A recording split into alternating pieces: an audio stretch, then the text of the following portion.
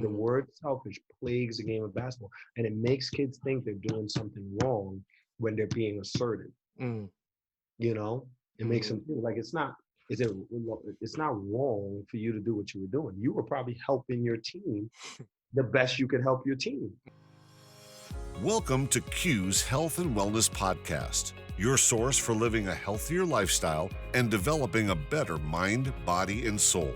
Through guidance, tips, and stories of highly successful fitness gurus, athletes, and individuals who are passionate about enhancing all aspects of life, we provide you with the tools to help you take your lifestyle to another level. And now your host, Quinn Mitchell. Welcome to Q's Health and Wellness Podcast. This is your host, Quinn Mitchell.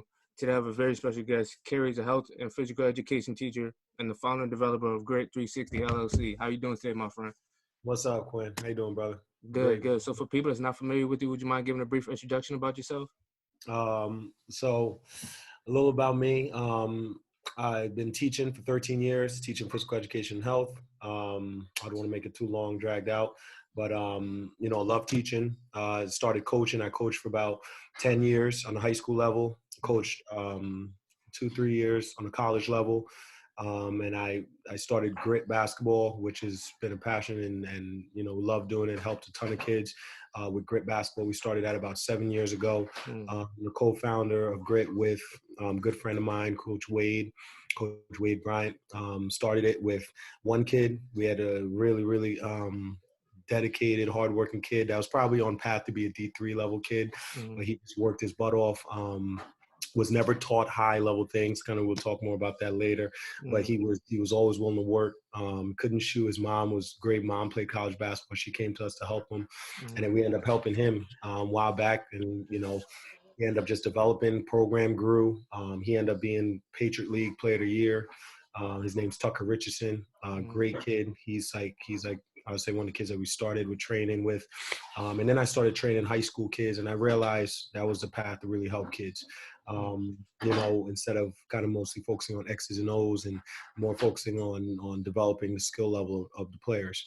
So that's kind of what brought us to really going, focusing on developing our kids and preparing them for the future. Now we do that, and I talk to college coaches, help connect them with coaches and help get them good spots and, get them with people that are going to continue their development. It was huge. And, we've, been fortunate enough to have some really good kids and for them to really go far with the game. I think a lot of them surprise themselves. So. Got you. And that's awesome, man. So when did you first even fall in love with the game or even start coaching? I know you said 10 years ago, but was there like a time that made you want to start? I would say, to be honest, I love playing. I love playing basketball. I love the game. I love the game within the game, the mental side of it and talking trash but then having fun with it. Even just the relationships you build. Some of my closest friends are still my basketball friends and from high school, college. So I love a lot about the game. And I definitely, I never want to let the game slip away. So obviously when you're done playing, you gotta figure out what else you love, how you love giving back, So I got into coaching as I was teaching. And then actually I was the youngest coach in New Jersey, varsity, I'll say varsity coach, because my first year out of college, I started coaching. I was an assistant coach under a real good coach. His name was Joe Whalen. I was under him at Franklin High School. And then actually, no, it was Tim Ortelli at first. Tim Ortelli was there, and then he left. And then I ended up getting the head job.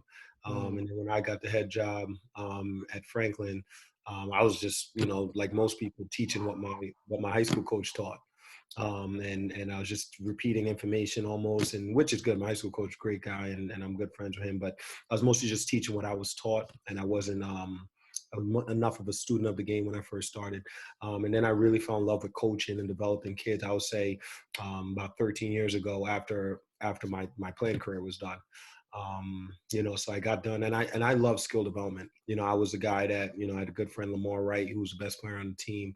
I would say when I played in college, I played at Kane, and Lamar would be in the gym just relentlessly. Him and I watch Kobe film, Kobe videos. We probably should have been doing homework, and we're in a computer lab watching Kobe.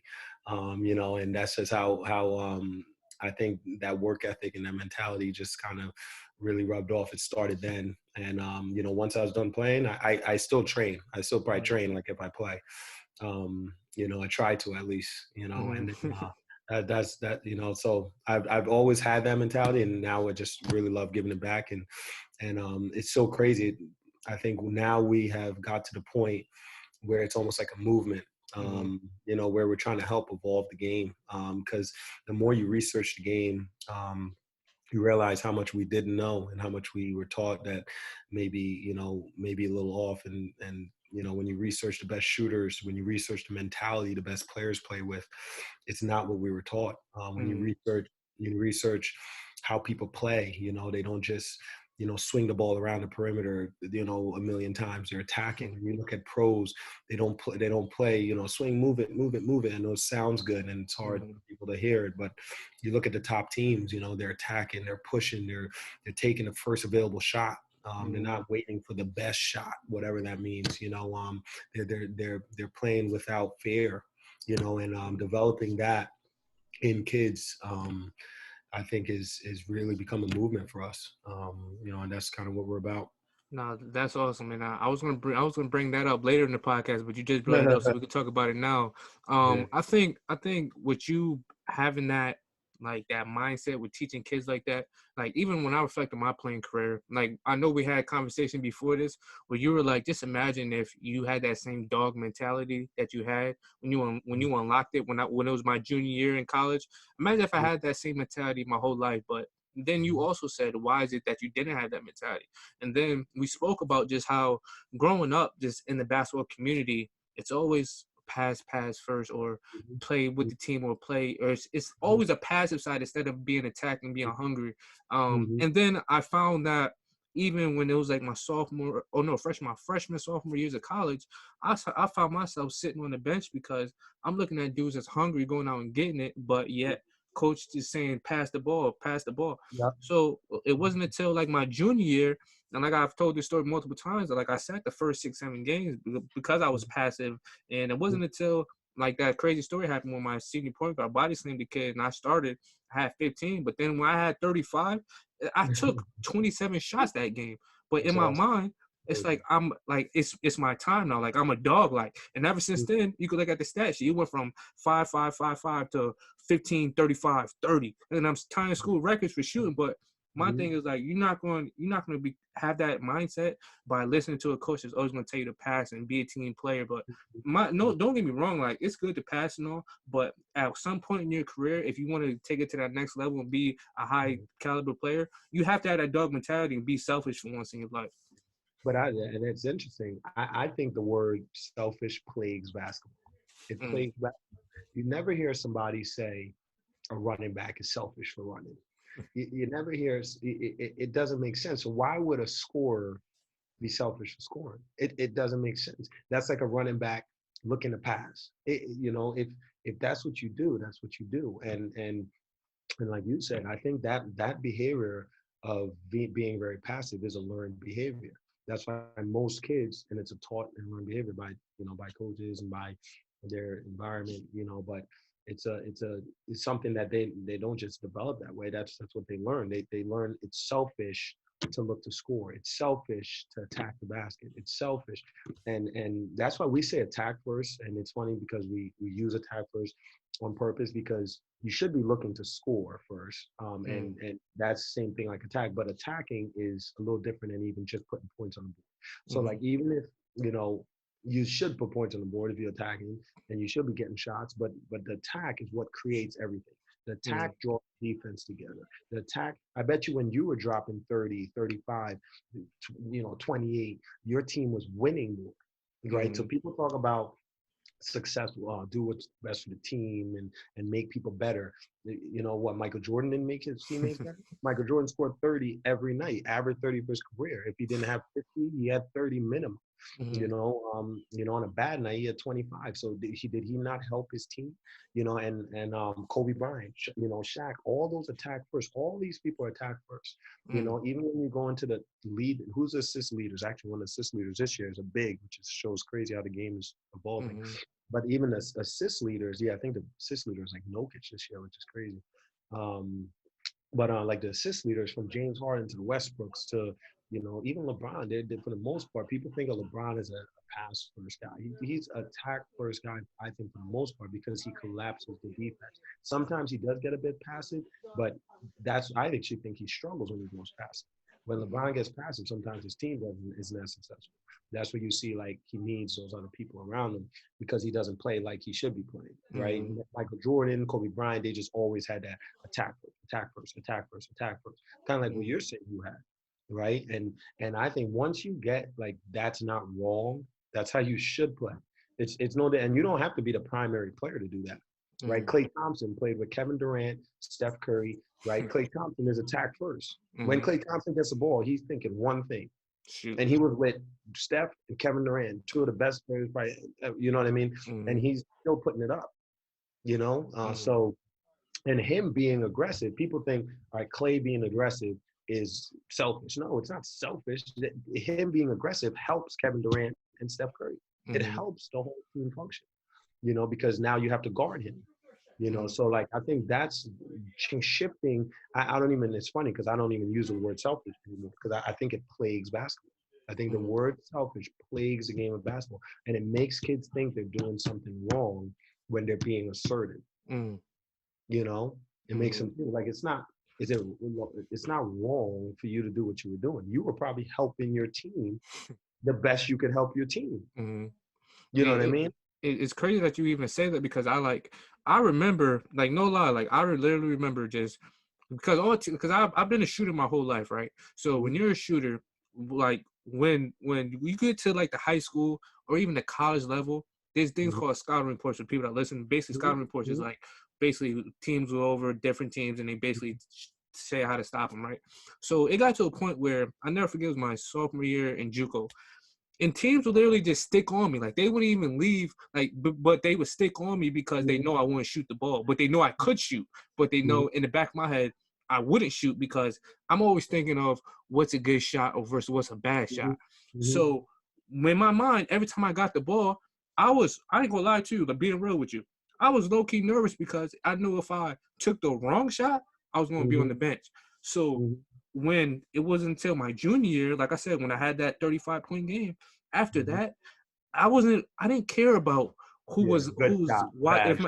wasn't care about my coach was going to take me out. I know my coach needed me because I'm putting up these numbers. So now it's to a point, now I'm just playing the game freelance. Like, I'm playing basketball. Like, I'm doing things I never did before. Like, I'm shooting one-legged step back fadeaways over dudes, and I'm like, where did this even come from? But I would never have even unlocked that side if I was always worried about what the coach thought or if this was a good shot or a bad shot. Could you just talk about that a little bit? Yeah, it's great that you brought that up, and that's like an alley-oop. You gave me an alley-oop dunk because it's so fun. The good shot, bad shot. I don't believe in good shot, bad shot. It's a myth. It's something that coaches use once again to limit players. Because a good shot for you may not be a good shot for me. A good shot for Steph Curry may not be a good shot for neither of us. A good shot for a turnaround fade for Kobe and, is an automatic shot. That may not be a good shot for Ben Simmons. So it's a relative term.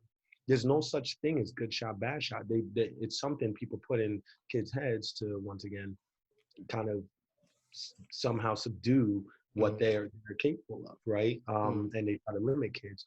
Instead of practicing, why I actually want like to challenge people to think, why don't we practice those shots? Why don't we practice step backs? Why don't we practice fades off, turnaround fades, like doing it? Why don't we practice instead of waiting for that kid to stumble into our high school or to maybe recruit that kid? Luckily, we got a big recruit, all right, Davison got Steph Curry. We got a kid that, instead of waiting for that stuff to happen, why don't we develop kids to do those things? Right? It's crazy that you said that. I'm going to cut you off. It's crazy that you say that, but I just want to share this quick story because I never forget, like, I never told this story, like, my senior year at college, right? I could show you the film when we, like, on another time, when I come up there to work out with you.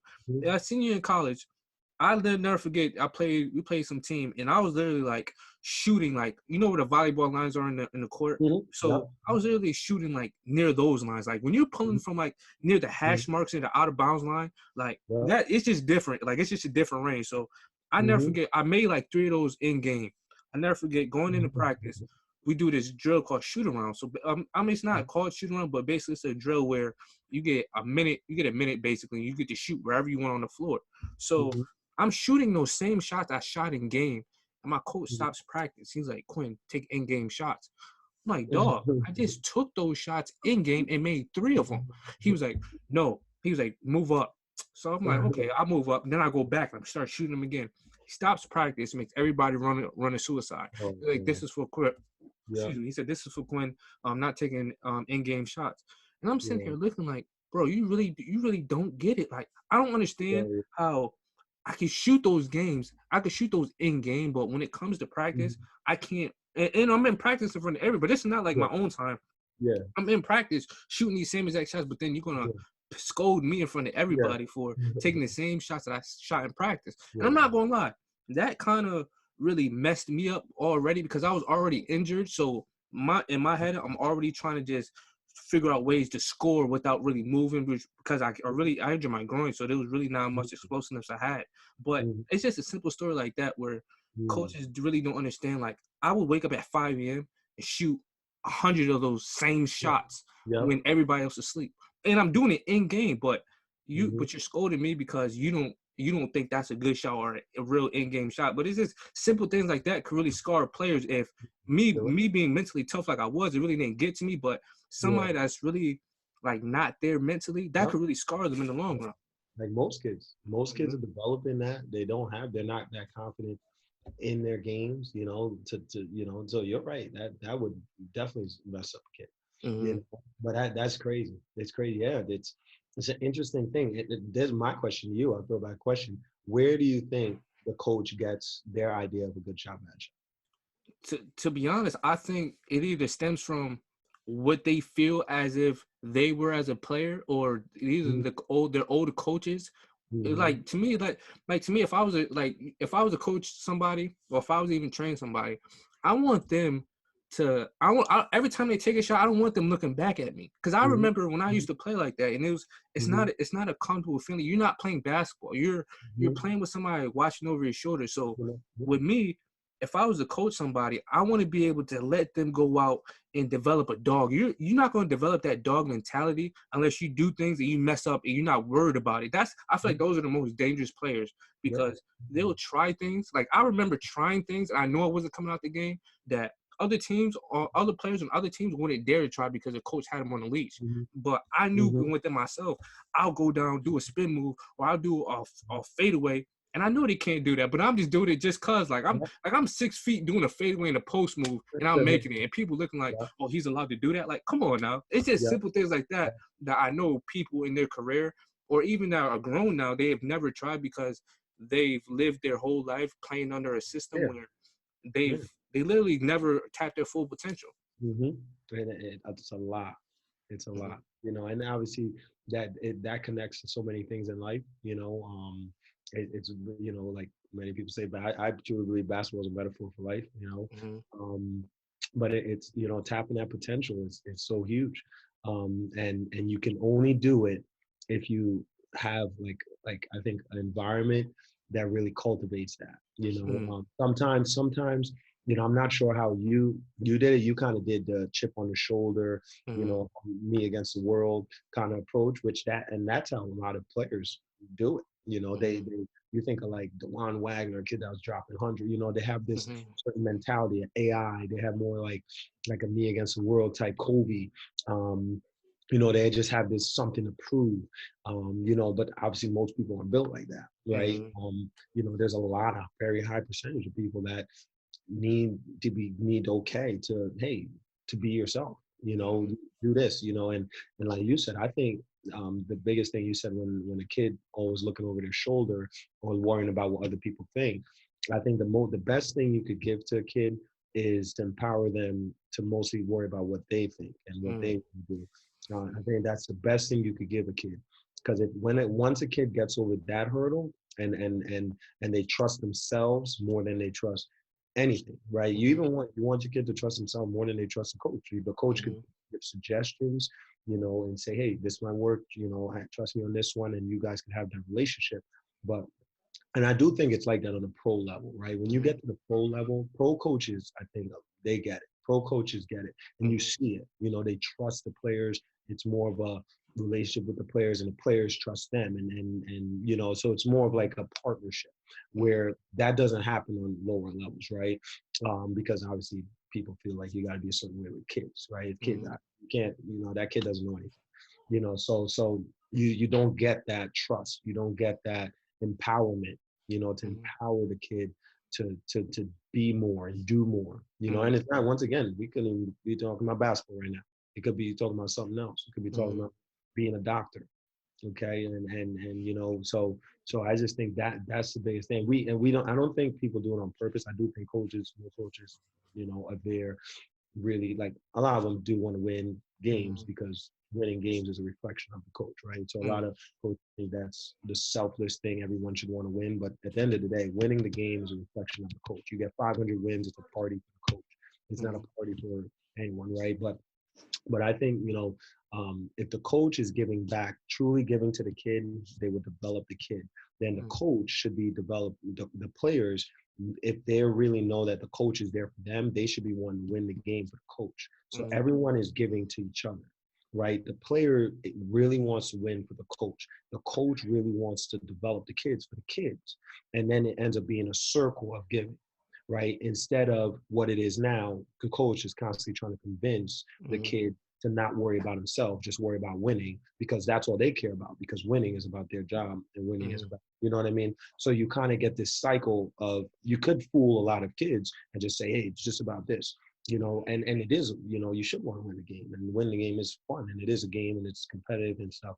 But at the big picture of it is about developing the kid. That's the true picture. Games come and go, but the lives that you affect is what lasts, right? So, like, I that's really how, like, I approach it, and at Grit, like, we talk about that all the time. We're playing the long game. We're playing the long game. We're not playing. It's great to hear a kid do well in a game. It's great to hear, he made his team, but we're playing the long game. Let's work on this step back. Let's work on shooting from the volleyball line. Let's work on doing, double clutches. We do double clutches, and it sounds like nothing, but people don't work on double clutches. We do double clutch finishes with fourth grade, fifth grade boys, girls, doesn't matter. We do all of our high school girls, and the ones that are going off to college, they hang in the air, changing their shot in the air.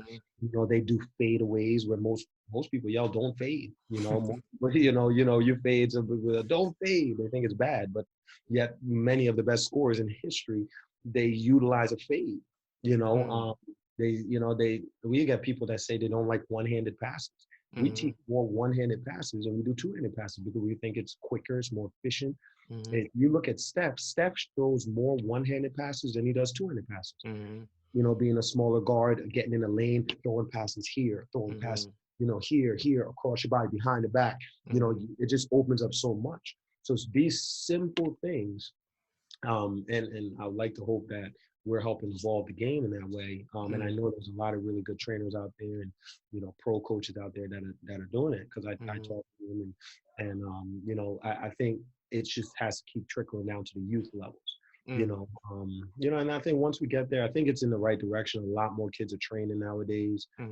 There's going to be a lot more of you, right? A lot more of you. There's going to be a lot more kids dropping 35. There's going to be a lot more kids confident in their offense, in their offensive ability. They're going to be more, more of you. Like you said, you're in the gym 5 a.m. working, doing all that stuff. These kids they have somebody like you, someone like me, someone like, that played at a high level and really helping them get that confidence. So it's coming from somewhere else now. And you spoke on it a little bit, but I just want you to just emphasize the importance on skill development at the early age that you're even training clients, because like me, fortunate enough, I have my dad. So when my dad was growing up, he used to take me outside because we lived in a cul-de-sac. So I used to literally dribble left-handed all the way down, all the way back. But it's just the little in and outs, the attention to detail that when you get to a college or a high school where let's say your coach doesn't come from that background, you don't really get that full experience. So everything is just very basic and fundamental. Where if you get skills at all, like me, I never forget junior, senior year. Like I never forget literally doing. My dad used to have me outside doing a Kobe fadeaway 20 times going both ways. And it's Mm. like when it comes to game time, it's not when me, I always look at basketball as instincts because Mhm. it was like I'm 6 feet in the post. Like that's really unheard of because people Mhm.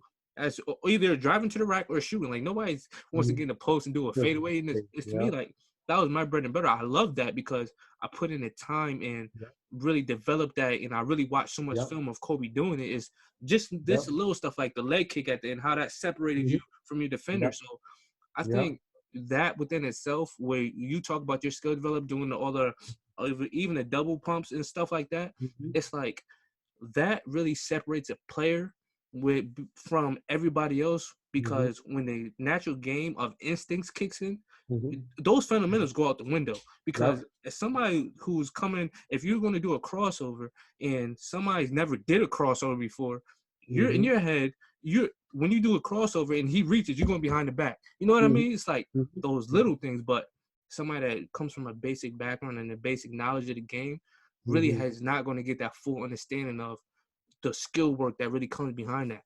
Yeah, I agree, man. 100%. You know, And it's obviously the earlier you start, the better. But mhm, it's crazy that I'm not surprised that you said your dad played a big role in your development and you becoming the player that you are. mhm, Because I've seen that that's a common thing. I say the best girl we've trained over the years. I was saying, Diamond Miller. Look her up. She's amazing. She's awesome. mhm, Really special talent. But her dad played professional. Her dad played at Villanova. mhm, Lance Miller. He played overseas for a lot of years. He runs an AAU program. mhm, It's no coincidence. He has three daughters and a son. All of them playing college, going to play college basketball, or did mhm, play college basketball. I look at other parents. It's usually like it's no coincidence that Steph Curry's dad played in the NBA. You know what I mean? mhm, And both his sons are in the NBA. Doing what they're doing. It's they kind of had that person empowering mhm, them and training them and helping them develop those tools. It's unfortunate that I do think it can happen on a greater scale if mhm, coaches were taught that, because a lot of parents that aren't a Steph Curry's dad or your dad, mhm, they give their kid to the coach, right? So they mhm, trust the kid with the coach to get to develop the kid, and they don't know, the parent doesn't know any better to get a mhm, trainer, or they look up for the local team, they put the kid with the coach, and they don't realize there's not skill development built into those programs. Very few. The best coaches do. The best. I've gone to mhm, really good coaching practices, and they have some really good skill work.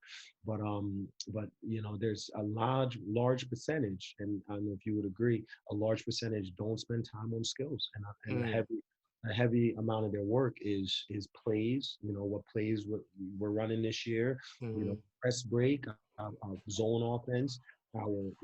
Before you know it, it's an hour and a half of the 2 hour practice. Maybe they do some layups. They do some layups, dribble and layup. They never work on any. The thing you just said, fadeaways. You might never work on that if you go through a traditional basketball experience. You might never work on a turnaround fade. If you think, you might never work on a turnaround fade. You might never work on a step back. People mhm, they're not teaching kids those things, especially because they think it's a bad shot. You know, mhm, so so it's crazy with them. I'm not surprised your dad played a big role in you being, a professional and being all-time scorer and helping your team win a lot of games. And I add that in on purpose because a lot of people think this is about players and not about mhm. the team, right? So, but you being a player, I'm sure helped your team win a lot of games, Yeah. and you helped a coach, win a lot of games, Mhm. so I think it all ties in. And it's crazy because something that my dad always told me was he was like, because even after the games, even if I played tremendous, he would be Mhm. like, if you want to take this basketball thing serious, I could tell you everything you want to hear, or I could Mhm. tear you down and you're gonna get back in the work in the lab and work. And Mhm. my thing is like I'll score 25, 30, and he'll still come at me like I scored 0 points. He'd be like, you didn't do this, you didn't do that. And Mhm. in this having that within itself, or even just having him at the games where I'd score 16 in a quarter, and then second quarter I don't go out and I don't even attempt a shot, and he's Yeah. screaming at me from the bench. Like my coach is at a timeout and he's behind the bench screaming at me like, no, you look at me like, what are you doing? It's like those little things I really feel like help implement and develop that killer instinct. And I think a lot of kids, or they don't have that, but even if they had a coach like yourself that even would preach that to them or even help guide them, it's like Mm-hmm. that would do a lot to help influence their career. Because like I said, a lot of Mm-hmm. coaches I've seen, like I went to 5 different colleges, and I can't say not one coach really was keen on skill development or just trying to, even if they were, if you attempted that in games, it's like Mm-hmm. you were going on the bench. So it's like, you know what I mean? It's like it was Yeah. either 50-50. I've never seen like a coach really like yourself that's always 100% into the kids and is helping them do things that they never thought they could do before. Mm-hmm. Yeah, and I think that's the beauty of it, man. Hmm. You know, there's nothing makes me more rewarding. I still have the image of, we have this one kid we trained, Faith Pappas. She actually just committed to Fordham. You know, this kid was a sophomore, and we were working on, you know, when you drive baseline, the help comes. If the help is coming baseline, you're driving baseline. What would you do? You're driving baseline. You see the help shot blocker rotating. What would you do? I'm either doing a one-handed pass to the opposite side or I'm doing a floater.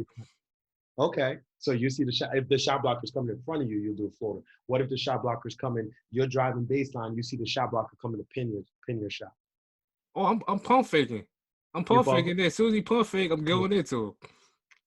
Tough. And that was all those options will work. Hmm. But we just work on those situations a lot. So we work on, and it sounds like a silly thing, but Hmm. we work on a ton of drives baseline angle, a ton of drives 45-degree angle, which is Hmm. traditional, and a ton of drive middle. A lot Hmm. of people, they do skill work and they don't do drives from all angles. Does Hmm. that make sense? Yeah. Right. So we do a ton of baseline angle drives. So we do baseline different reads. We do floater if it's early Hmm. help floater. If it's late help, finger roll right over the Hmm. front, late help, get to the cup. If you could dunk it, whatever. Hmm. If it's a shot blocker rotating down, we work on double clutch finishes on the opposite side. So Hmm. show shot front side, switch to the other side, Hmm. right? And tough for girls, right? It's tough, especially when they first start learning it. They're like, I can't do that. And we had this girl, not the most athletic kid. She's tall, she's like 6 foot. And she in a game, she was just driving in the game. The help came, she was driving baseline. She jumped, double clutch, switched to the other side, and Hmm. reversed. Everyone in the gym went crazy. And it was like that moment to me is greater than any win or loss. I don't even know if we won the game.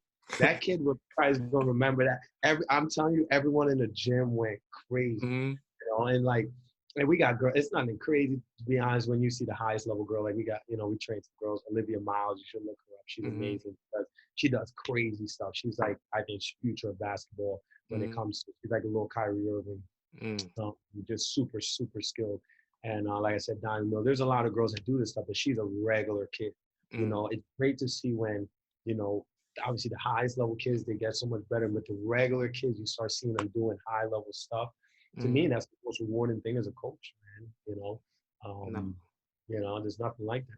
No, that's awesome, my man. Like I said, I don't mean to keep it too much longer because we could talk basketball all day, but just a couple more questions I have for you is what is something that you see in most kids nowadays that are lacking that a lot of coaches wouldn't tell them? Um, we will say, well, the mentality, like we spoke about, number Mm, one, we call it having an attack first mentality, a grit. You see it everywhere. It's a grit basketball, attack first. mm-hmm, I think having an attack first mentality, and a mentor of mine, you should look him up. You really like him. Look up when we come off.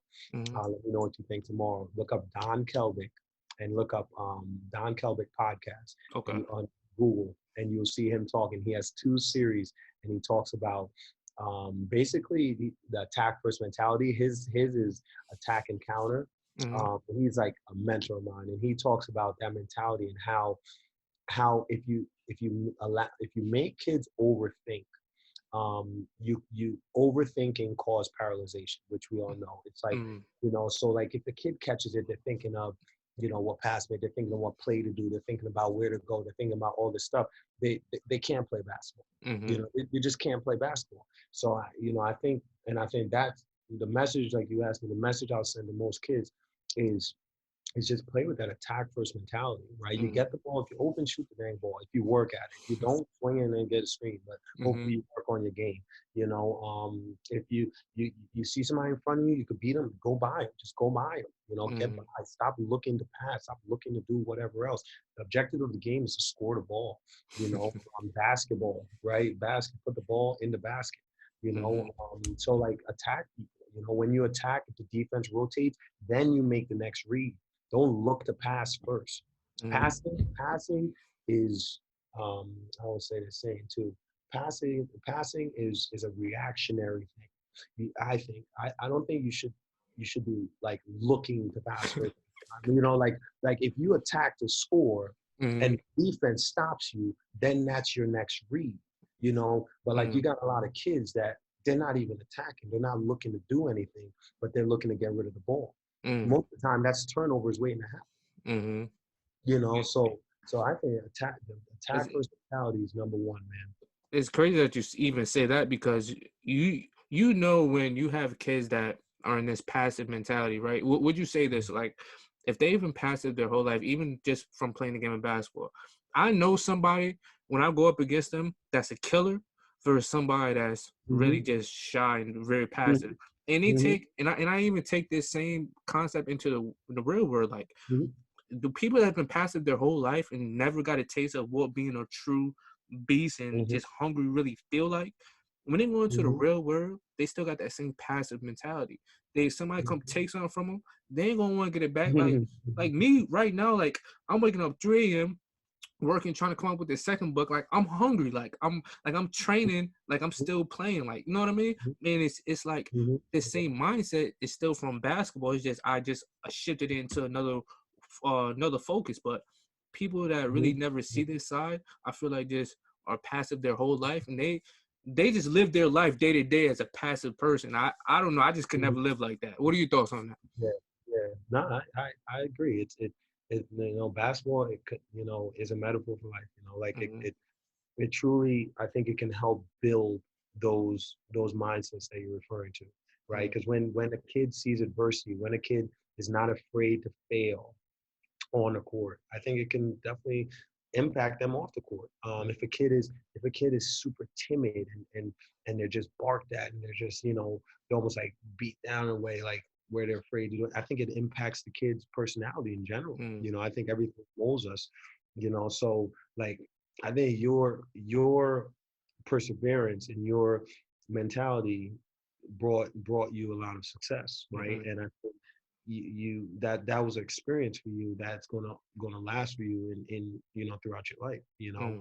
Um, I think that I just think that's so huge. So like for you, um, just what you've learned through that Mm-hmm. experience, I think it helps build what you said, like waking up 3 a.m.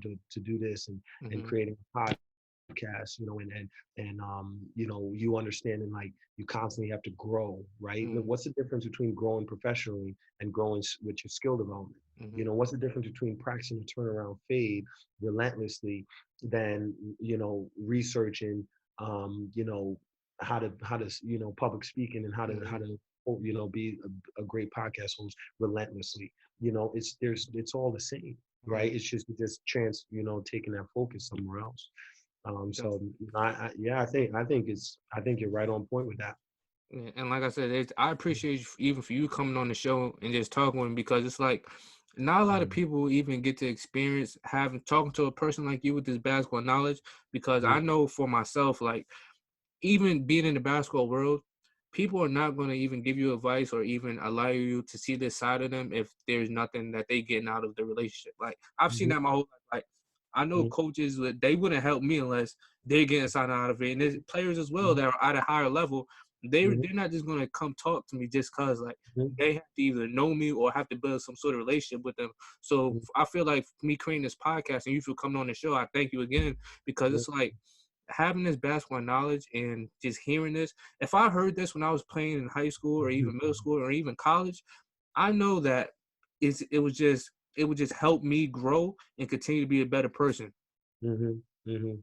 Yep, I agree. I wish I heard a lot of these things, and I think we've had not to downplay like the experiences we've had. We've probably had a lot of really good coaching and really Mm-hmm. good experiences in our life that helped us with certain things, Mm-hmm. right? The reason why I guess a lot of kids fall short, including say even us, right? We could probably, who knows what our potential truly would be if Mm-hmm. we encounter certain things at a younger age. We were trained in like certain way, and mentality was, we're really taught like you're supposed to attack, you're supposed to be aggressive, you're supposed to look to do this. When you started doing those things at a younger age, totally different future, right? Mm-hmm. So we definitely had, there's positives. Like my high school coach taught me a ton. From help defense, see ball, see man. We all know how huge that is as a kid. Mm-hmm. But I feel like they mean to do well by kids. It's just where basketball is. I think there's a flaw in basketball itself Mm-hmm. and the youth development of basketball, because I truly believe coaches want to do good, and they, but the way the game is taught, and the way that we all say, he made the right play, or he's a smart player. Mm-hmm. Like how do certain people are smart players. People don't like James Harden. He's not a smart player. Mm-hmm. It's nonsense. Like James, that's nonsense. How could you not? Mm-hmm. They criticize this guy. I was watching an old Jordan film, and this I won't keep it too long, but watching an old young Jordan. Jordan had like 42, right? It was the third quarter. He had like 40 or something like that, 41, 42. It was like ending on the third, and Jordan scored again, and the game was close. And this was before Jordan won all his chips. And the commentator goes, "Jordan's on fire, but you'll never win championships playing like that." That's what the commentator said. I Mm-hmm. literally recorded it, and because he didn't win any chips yet, he was just scoring leader for a couple of years. He didn't win all the chips, and he literally said, "Yeah, he's doing really well. Jordan's on fire, but you never win championships. Playing like that. You know what I mean? So think about it. Jordan got criticized before he won. Kobe, I don't know if people remember. Now everyone praises Kobe, which rest in peace, and he's the man. But before Kobe, when he was attack mode all the time, people used to criticize Kobe. Mm-hmm. People used to criticize Kobe. They criticize James Harden now. They criticize Russell Westbrook. They criticize, all these people that are attack first. People criticize the whole NBA. You hear Mm-hmm. coaches say they don't play the right way. What is the right way? What is this right way that the best players in the world aren't playing? Mm-hmm. What is this mystical right way? I don't know what this right way thing is that people refer to, because the best players in the world, they all were probably state championship winners, right? They all won state championships. They all, if they went to college, they were in the dance, and they were going far if they didn't win a national championship, Mm-hmm. right? And in the league, they're the best players in the world. So that's the way we should be looking at. Mm-hmm. Like they tell kids like they're doing something, like these professionals are doing something wrong. They're the best players in the world. That's what we Mm-hmm. should, I think, study and research, and that's what we should be looking at. Like Mm-hmm. that's what I research, and Mm-hmm. that's constantly research and learn from. Like I want to see what Steph Curry's doing. I want to see what Devin Booker's doing. I want to see what they're doing. That's how you take away information to go. If I, when we work out and get in the gym, we're going to be working on, hey, you have this body type, your game is like this. It's, similar to this. This probably be really good for you right here.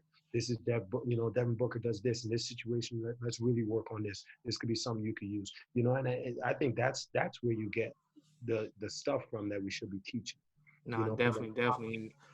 Nah, you and I don't mean to cut you off, but I just want to. I know we talked about this before, and this last question I want to ask you. I don't want to keep you up too know, late, but okay. just when I know you're in Jersey, right? So just say for instance, if a Jersey player developed the jersey, has a Jersey game, if they went up to There's a Maine, game.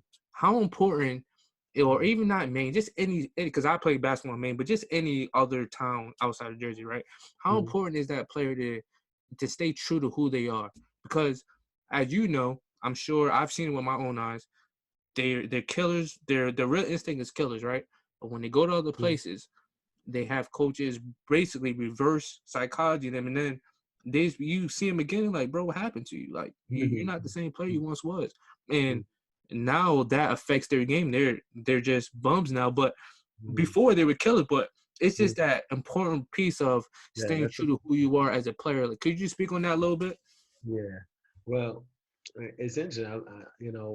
How you word it with staying true to who you are. I think you're always developing who you are, right? Mm-hmm. Um, and an experience like that can either make you go backwards. Mm, You can mold that into something to help you propel yourself forward, mm, right? So you had negative experiences with people telling you bad shot, this, that, mm, but you used it as a experience to propel you forward. So mm, we all have positives, and we all have experiences. It's how you respond from them and what you turn it into, right? So like being true to yourself, I think it's important, but I think it's more important to maybe it's just the wording of it, but just mm, just to know that you're constantly learning and you're constantly evolving. mm, There's no such thing as a negative or positive. There's no such thing as a good and bad shots. It's all learning, right? mm, You miss a shot, hey, let's get in the gym and work on that. You do this, let's get in the gym. I think the misses are even more important than the makes because mm, it teaches you what you need to grow at, mm, so I think those experiences, if I think most importantly, we can't get rid of those experiences, but I think most importantly, we got to teach kids to mold those into experiences to help them grow. mm, And I think if like you did, it sounds like I could tell from your talk, how you approach life and how you do things is you take positive and negative experiences and you turn them into something to help you grow, right? So like it could be a bad, you know what I mean? And some people have that. Some people, that's how they approach daily life, right? And I think that's a really strong value you could teach a kid, you know? and like I said, I appreciate you because, like I said, just having this. Well, I could talk to you all night just about Yeah, basketball, but yeah, it's like we could it's talk about it's like just having this true, genuine conversation with somebody that understands the game is just a whole different feel, and a whole different understanding. Because, like I said, you don't run into people like yourself every day that really, truly helps. That truly, for one, wants to help the kids develop, and for two, understands how important the skill set is and developing that. It's Yeah. not all about just the fundamentals all the time. Like you got to have some flavor to your game, and like I said, I've always I think appreciated people like you. that flavor is fundamentals too. Hmm. That flavor, it's like a euro. I had a conversation with a coach, Hmm. and they were like, I was asking them. I said, "Do you think a euro is fundamentals? What do you think?" I asked you. Do you think a euro step is a fundamental? Bro, I really do because if think about it, if all you know is just going straight to the basket, if somebody steps in Yeah. front of you, what are you going to do?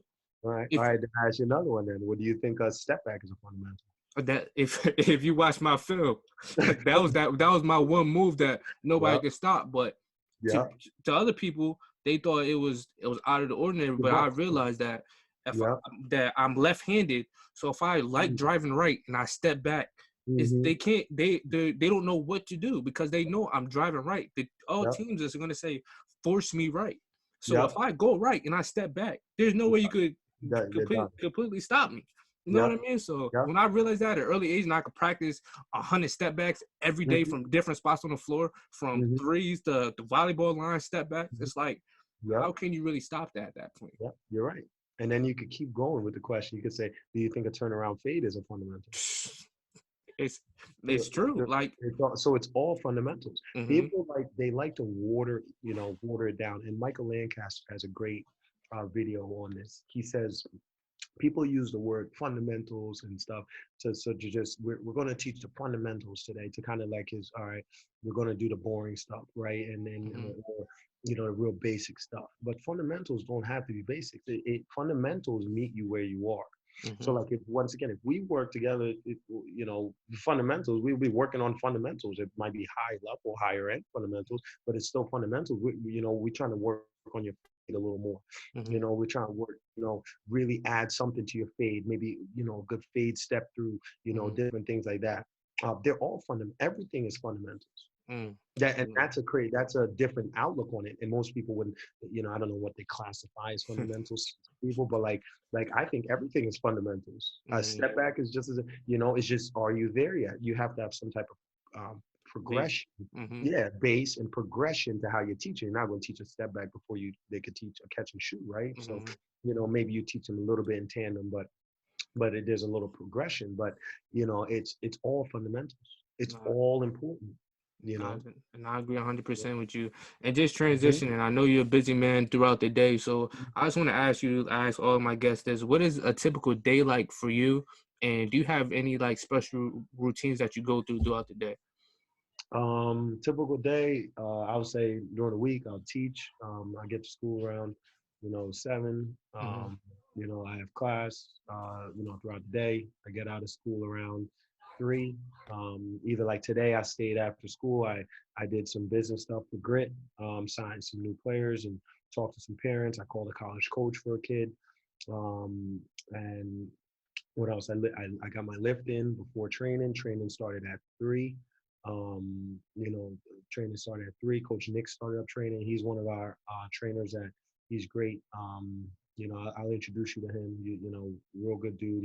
He starts training most days, and he's really good with all level kids. But he usually takes the session 1, which is usually our 4th grade through 7th grade players. But he works with everybody. But he started out training. I got there, and then train kids till I talk to you. And that's really that was the day so far. And then I'm about to do some grad school work when I get off the phone with you. Look, I got you, man. So to do some grad school work, Mhm. shower up, do some grad school work till like 10:30 or so, and go back to the grind tomorrow. Definitely, man. Like I said, I appreciate you even coming on the show and talking with me. It's definitely been a fun 30, 40 minutes we had on the show. I know, like I said, I know a lot of people that's going to be listening to this. They're going to want this information. And like I said, you can't get this information from anywhere. So I Yeah. appreciate you definitely chopping it up with me for the time being that we had. Yeah, definitely, man. Appreciate it. Yes, yes. And I just wanted to make it a little more educational for kids. I think really research shooting. With all of our players at Grit, we focus at Grit. I don't even know. I haven't said much about Grit. It's funny. I should be promoting the business, but Oh but yeah, um, they it, definitely talk about it. Talk about because at my yeah. back, I know I introduced you. Talk No, about it. I don't. Let's talk I about Grip, didn't my put man. that about it.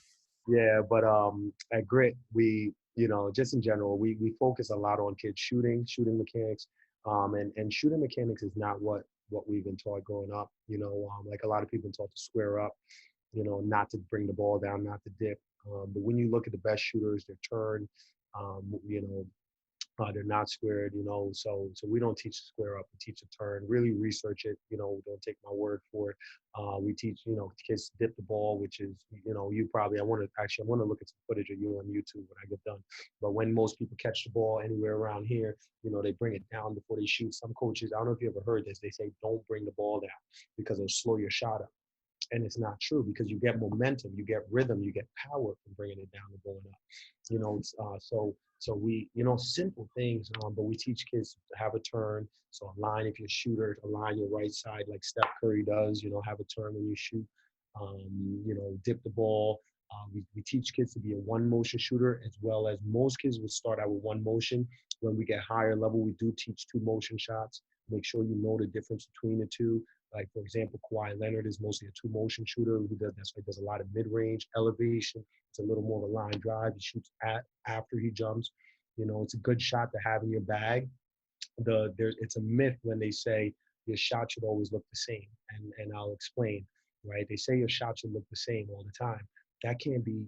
If you think about it, how is a step back to the right going to look the same as a step back to the left? Or how is a fadeaway going to look the same as a regular catch and shoot? Or how is a catch and shoot going to look the same as a one-legged fade? The same shot might look the same. So if you do catch and shoot like Klay Thompson type shots, it's going to look pretty much the same, catch and shoot. But if you're doing different types of shots, they all look different.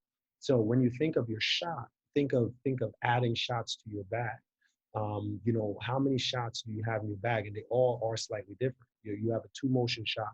You have fades. You have one way, like you said, with the leg, with your leg swings, and that happens on purpose. That's for balance, and it helps. It helps that shot. That's important for certain types of shots. Yeah. It's crazy that you say that because I literally remember shooting from the volleyball line. Like there's a different type of touch and a different type of shot from when you shoot from deep, from Regular when 3. you're driving and you stopping on a dime and you're shooting a mid range over a defender. Those are 2 completely different shots, and it's like Two I different. completely relate to what you're saying. Like I know they're 2 Mhm. completely different shots, and people used to say, "Oh, you don't elevate as much on your 3-point shot." I'm like, I don't have to because Yeah, it's all the it's a rhythm for different me. shot. It's a different shot. Mm-hmm. That deep ball is different. Even and you look at Dame, who Dame is very good at Mm-hmm. different shots, right? Dame's deep ball is different than his 2 motion mid range pull up. That's a different shot. That mid-range shot, you elevate, you hang for a second, you shoot it. Mm-hmm. That you can't do that from deep, deep, deep.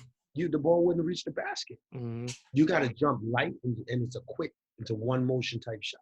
Mm. So like it's once again, it's another myth. I hate being the myth buster guy, but like It's when true. people say every shot should look the same, it's not. Mm-hmm. It's not true. The same shot might look the same.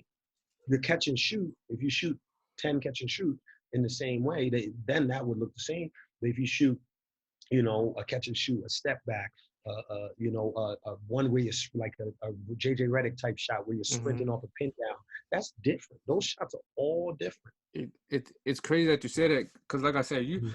talking to a shooter, like you saying this, it's like I could literally see in my head just coming off different ball screens. Like if Mhm. you're not trying to get the same shot, because sometimes if you're angled different, or if you're depending on how you are to the basket, your body might sway to the left or to the right. So it's never going to look the 100%. same. It's never going to feel the same. It's all about knowing that you have different shots for each angles of the That floor. And me situation. being left-handed, it was like people already don't know how to play me because I'm Yep. left-handed. There's not, I mean, there's a lot of Yep. left-handers, but not a lot of them that are efficiently scoring like they can shoot. So Mhm. me, it's Mhm. like it just came easy. And then me realizing this Mhm. at an early age, and you always get taught, oh, shoot the same shot. But when I started to expand my game and just figuring out different ways to score the ball, Mhm. that's when basketball becomes fun. It's never the same. Like you said, you never know when if I'm turning and I'm doing a post leg or fadeaway, I'm going to double clutch 2 times, even if he's 6'5" and I'm fading on him. I have to double clutch it, because if A I little just go bit. up, Yep. he's going to block it. Yep. It's different. Yep. Yep. So I think that's huge. And a big mistake tying that into, I think, what kids make is they practice the same shot. Mm, So, if you're lucky enough to have a shooting gun, right? Your dad or mom bought you a shooting gun, you have it, and it's great. Shooting guns are great, but you might end up being on that shooting gun for hours every day, and your catch and shoot ends up real good. But that's one shot. That's one type of shot. It's crazy You that you know, say that, because I there's always so thought many I other. always thought myself, like, I always told my teammate that I used to shoot with, like, bro, throw me the most wicked passes you could throw, because coming out of the gun, it's never gonna be like that. Like, what if Yep. somebody tipped the Yep. ball and I gotta catch it at my ankle and pull it up when I got Yep. 2 seconds left on the Yep. shot clock? Like, Yep. you just never know. So I always Yep. practice all different scenarios, and I love the Yep. gun just for reps, but as far as game It's wise great for shots, that. it never Mhm. really worked for me. Yeah. It's just because you're looking at, you might be off balance to your right a little bit, off balance to your left. You might be running off a pin down. Your coach you're lucky enough, your coach is running a double stagger for you. Now you're coming off a double stagger. That's a different shot than a catch and shoot gun kick out. Mm, You might not be able to shoot that type of shot if you only practice shooting on a gun just straight up. So like I think a big mistake kids make is they don't expand their shots, the amount of shots that they take. They don't expand their variety of shots. So I think that's a big thing. And then looking at shooting mechanics is huge, and then finishing is the same way. I think you got to practice different finishes for different situations. mm, People don't expand their finishing enough. Like you look at someone like Kyrie Irving, right? Who they talk like Kyrie Irving's pregame, Steph pregame, all those guys do it now. It's not just them, but their pregame, they do hook finishes, they do floaters, they do double clutch, they have a bag of finishes. They mm, rep out, rep out. And then they're like, all right, I touched on all my finishes. I'm ready to go. But it's 10, 12 different finishes. mm, Most people do layup lines, drive in, layup line, drive in, layup line. How often you get that one? You know what I mean? That's yeah. one. So, I And think working on like different, really expanding your bag when it comes to your finishing and your shooting. Ball handling, you should be able to rep out on your own and mm, get that out. Ball handling, I feel like you could bang it out if you just commit some time. mm. But really you got to rep out your finishing package, especially you want to be elite scorer, and you got to rep out your shooting and different, a variety of different shots. And one thing, I don't mean to keep you as long, but it's one thing that I always remember is watching Kobe Bryant and then watching Gilbert Arenas as well. As I never forget Gilbert Arenas used to say, I used to practice things that I never used in the game, but it's just Mhm. it's all about those instincts. Once those Mhm. instincts kick in when you're playing Mhm. basketball, it's like they're there because you put the reps in. But if you never put the reps in, you would never know what to do in that situation. And to me, I found myself in that same situation. Once I got the relief of having somebody on my back and I'm just out there just having fun playing the game and killing everything I see, the instincts just kick in. Like, I don't even think about anything anymore. Like, if somebody's off me, I'm shooting it. I'm not passing it. Passing doesn't even come to my mind. Like, I don't even think my junior year of college, I maybe average. I don't even think I had maybe more than 7 assists the whole season because I was just in that mode. Like, I'm surprised that you attacking that much. Usually, somebody that attacks that much end up with a high assist. It's just usually usually because you're attacking that much. The defense is so compromised trying to stop you. Usually you end up, you know what I mean? But see, my favorite player was Kobe, so he never passed the ball. So. I hear you. Yes, so one thing I do want to do, I definitely want to have you on here for a part 2 just to talk about some of the things that college coaches look for in players, because I think that's something that a lot of kids are looking for, especially when they want to take their game to a next level that they don't really have access to. So if you don't mind, we could definitely schedule a part 2 in the near future and definitely talk about that. Yeah, that'll be great, man. I love it, and I hope this, does what it's meant for, and to educate kids and coaches, and just help people grow, and help grow the game. I think the more we develop kids, it's actually going to be scary. Look at the league right now. How much skill is in the league compared to when we were growing up. Nothing against Ben Wallace, who won a championship, but there's no more unskilled like Ben Wallace type dudes. No more, there's very few unless you're 7'1". Everyone has skills now. So I think the game is evolving that way, and I think people are starting to really get on board, and I think as a youth, on the youth level, once we start really expanding their knowledge of like what to spend their time on, I think that that's huge. No, definitely. And for people that want to get in contact with you and just have any questions, or if they want to come train with you, would you mind just giving them your contact information? How to get in touch with you? Well, they could always find me. Our website is gritbasketball.com. That's grit, G-R-I-T, basketball.com. They can see on there, my contact info. I'm Coach Kerry Fodderingham. They'll see all of our coaches on there. You'll see Wade Bryant, Coach Wade Bryant, Coach Nick Montages, Coach Wendy Richardson, Coach Tucker, Coach Torrin Wheeler. We have several coaches that are part of the program, and really just basketball people that are here to help kids. So they can find us on that. My information's on there. My cell phone's on there. They can email me anytime. And no hesitation. Feel free to call me, email me. They can find it right there at gritbasketball.com. And our Instagram is Grit Basketball, and our Twitter is Grit Basketball 1. And I think that might be it. And our Facebook is Grit Basketball. Got you. And then, like I said, Kerry, I appreciate you even chopping it up with me for the time being. I reached out to you. And like I said, I'm very fortunate to even have this connection with you because, like I said, a lot of people either they don't have this type of knowledge like you have, and just me being a former player and just talking to somebody like yourself, it says everything that throughout my career I've thought about. You literally preach it now, and that's something that I really do appreciate. Yeah, appreciate it, man. And once again, my knowledge is not crazy. I'm just always trying to learn, So we're just trying to learn. And at Grit, we're always learning. We're like the coaches are always talking basketball.